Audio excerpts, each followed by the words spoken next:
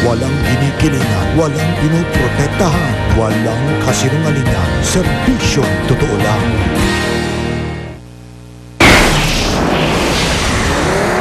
Saksiyan, mga katrabaho at estudyante ni Chit Estela Simbulan, binigyang pugay ang namayapang mamamahayag sa huling gabi ng viewing ng kanyang labi. Taxi sinakyan ni Simbulan, nabangga raw muna ng isa pang bus bago salpukin ng Universal Guiding Star Bus, batay sa investigasyon ng pulisya. Para maiwasan ang pagharurot, para makaboundary panukalang gawing swelduhan ng mga bus driver sa halip na bigyan ng komisyon, isinusulong sa Kamara. Sarangani Representative Manny Pacquiao at CDCP nakatakdang magpulong bukas kaugnay sa kampanya kontra reproductive health bill. Sanggol na isinilang na may 2 ulo, pumanaw na dahil sa komplikasyon at impeksyon sa dugo. Mahigit 230 milyong pisong jackpot sa Grand Lotto 655, alamin kung tinamaan na. Sa showbiz saksi, Iwamoto natagpo ang walang malay sa kanyang inuupahang apartment sa Quezon City. At alamin kung paano kayo maaaring makatipid sa gastusin ngayong pasukan.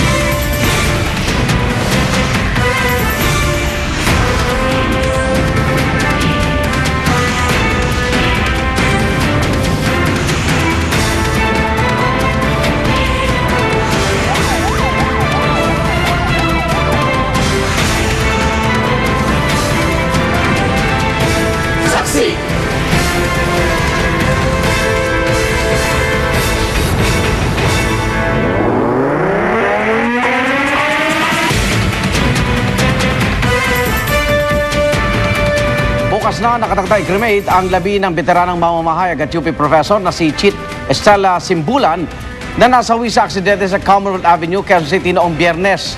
At sa necrological service ngayong gabi, binigyang pugay si Simbulan ng kanyang mga estudyante at katrabaho. At live mula sa Quezon City, saksi si Micaela Papa.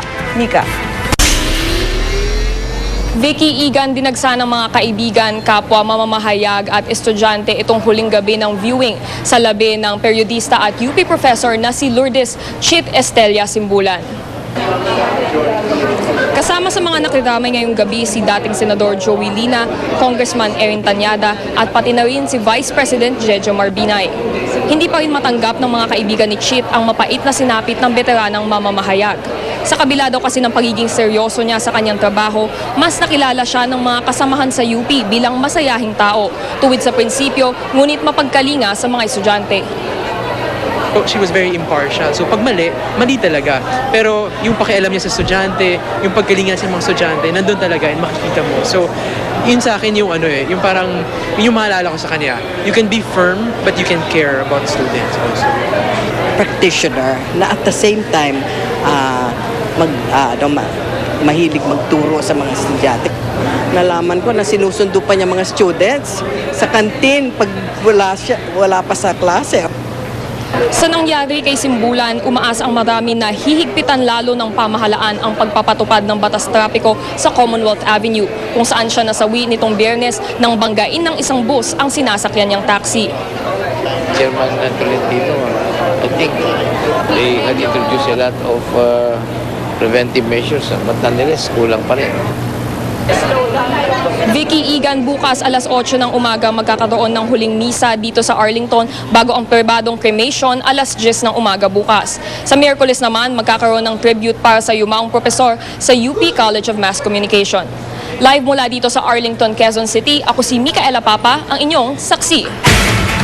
Patuloy namang hinahanap ang driver ng bus na bumangga sa sinasakyan taxi ni Chit Estela Simbulan, pero bukod sa kanya, isa pa raw bus ang posibleng sangkot sa aksidente kinamatay ng veteranang mamamahayag. Saksi si Marisol Abduraman. Matapos kasuhan ng reckless imprudence resulting in homicide, tuloy pa rin ang paghahanap ng pulisya kay Daniel Espinosa, ang driver ng bus na nakabangga sa taxing sinakyan ng veteran journalist at UP professor na si Chit Estela Simbulan.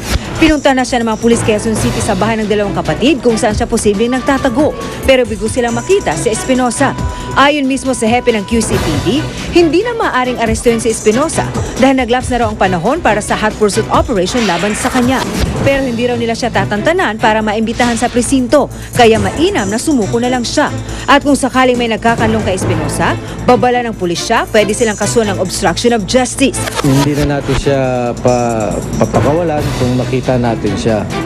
He cannot escape the long arms of the law. Lumutang naman ngayong hapon ang kasama sa kumpanya ni Espinosa para sabihing may isa pa umanong bus na sangkot sa insidente. Ayon kay Enorio Panaga, nasaksihan daw niyang nasagin isa pang bus ang taksing sinasakyan ng Simbulan bago ito nambagan ng Universal Guiding Star Bus. Nasa likod daw siya noon ng bus na minamaneho ni Espinosa. Nung nasagin niya yung taxi, ando na po sa unahan yung bus. Ito naman po yung Universal dahil na full stop yung taxi, kaya nabangga niya po yung taxi. May bumunggo sa kanyang bus na nauna, tinamaan sa nguso, gumanon. Ito namang isa, diretso, natamaan niya sa likod. Nakikiusap kami ilabas na yung footage, if ever mayroon man. Nakikiusap kami sa kinaukulan na gawin namang fair, gawing patas yung investigasyon. Panagutin kung sino yung karapat-dapat na mananagot. Dahil sa insidente, isang buwang suspendido ang operasyon ng Universal Guiding Star Bus Line, bagay na ikinadismaya ng mga driver nito. Malapit na ang pasukan ng mga estudyante, ma'am. Kailan naman po? Kahit 1 week lang. Para ganun, makakasama pamilya namin. Mismo si Pangulong Ninoy Aquino raw, ayon sa palasyo, nababahala sa mga disgrasya sa daan na kinasasangkutan ng mga pampasaherong bus. He's tired of hearing all these bus accidents. Ako si Marisol Abduraman, ang inyong saksi. Paghahabol sa boundary, yan po ang dinadahilan ng ilang bus driver kung bakit sila madalas nagmamadali sa kalsada. Kaya naman isinulong ni Bayan Muna Representative Teddy Casino sa Kamara ang panukalang gawing regular na empleyado imbis na dekomisyon ang mga tsuper ng bus. Saksi si Rauna Crisostomo. Mas pinaigting pang pagpapatupad ng 60 km per hour na speed limit ang ikinasa ng MMDA maghapon sa Commonwealth Avenue. Kasunod ng aksidenteng ikinamatay roon ang veteran journalist na si Chit Estela Simbulan nitong Biyernes. Pero pagsapit ng dilim, personal kong nasaksihan ang muling pagharurot ng mga motorista sa tinaguriang Killer Highway. Hindi na nga katakataka kung bakit daan-daang aksidente na ang naitala sa kalsadang ito. Bagamat bumaba kumpara sa unang 4 na buwan noong nakarang taon, balaking bilang pa rin ang 4 na rang aksidente sa Commonwealth Avenue mula Enero hanggang nitong Abril. Mga bus driver ang madalas masisi dahil sa madalas nilang pagmamadali. Pero paliwanag ng mga nakausap kong bus driver, di raw trip lang ang pagpapaharurot ng sasakyan, kundi paghahabol din sa ikabubuhay ng kanilang pamilya. Naghahabol kami sa komisyon. Kasi kung mababa yung koleksyon namin, magkano lang kikitain namin. Kaya ganun mangyari. Kaya talagang harurot minsan? Minsan, hindi maiwasan Si Rico Nanan halimbawa, para lang makapag-uwi ng 1,400 pesos na target niyang kita, kailangang makaboundary ng 13,500 pesos sa loob ng 18 oras. Kung hindi kasi, otomatiko raw na 700 piso lang ibibigay sa kanya, imemenos pa ang gasto sa diesel ng bus. Naghahabol sa makarami ng biyahe para makarami mapuporsyentuhan. Kaya naman naghain ng panukalang batas si Bayan Muna Representative Teddy Casino kung saan sa halip na porsyentuhan, gagawing regular ang bayad sa mga bus driver. Sa ganitong paraan, hindi na raw nila kailangang magmadali sa pagsakay ng maraming pasahero sa pinakamaikling panahon. Hindi na rin daw nila kailangang magmaneho ng lampas sa 8 oras para lang makaboundary. Yun nga lang, nasa unang pagbasa pa lang sa Kamara ang panukalang ito. Talagang kapag ikaw ay pagod na pagod, puyat na puyat, at kailangan mo maghabol ng pasahero para kumita, talagang mas malamang sa hindi maaksidente ka. So by addressing that, we hope na mababawasan din yung mga aksidente. Bukas naman sa mungkahing ito ang Metro Bus Transport Club. Pero paglilinaw nila, maliban sa porsyentong naiuwi ng mga driver, may benepisyo rin naman daw silang nakukuha sa kanilang bus company. Hindi po naging standards ng mga bus operators na medyo maabala po ang mga drivers o maabuso sila. Dahil meron po sila mga benepisyo na para po sa kanila. Hati naman ang opinyon ng mismong mga bus driver sa panukala. Pabor sa akin yun, kung minimum. Kahit 16 hours, kung palitan. Sanay na kami sa komisyon So ayaw niyong magkaroon ng regular pay? Ayaw namin. Dahil po?